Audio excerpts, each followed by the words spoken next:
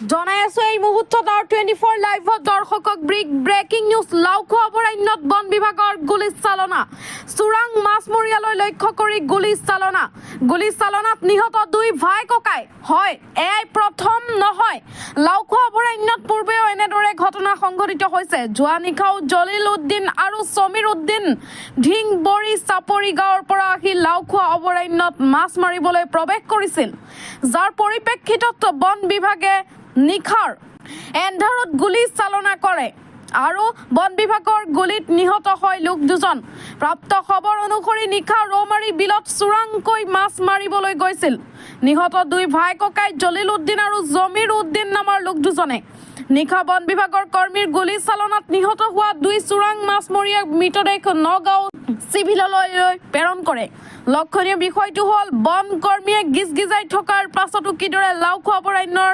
ভিতৰ ভাগত প্ৰৱেশ কৰে চোৰাং মাছমৰীয়াই এই সকলো ৰহস্য আৱৰ্তিত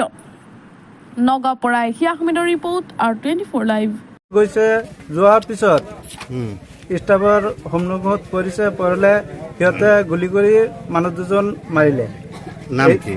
নাম হ'ল একজনৰ নাম হ'ল জলিল আব্দুল জলিল আৰু একজন সমৰুদ্দিন সিহঁতৰ ঘৰ ডিংচাপুৰী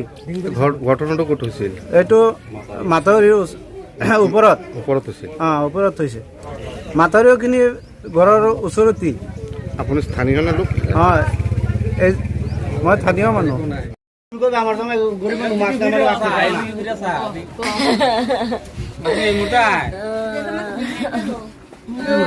কাম করা মানে গলা কাটা বড় বড় রয়েছে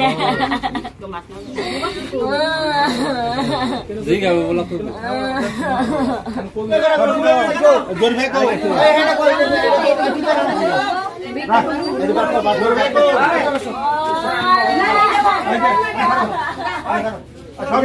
সব দিকে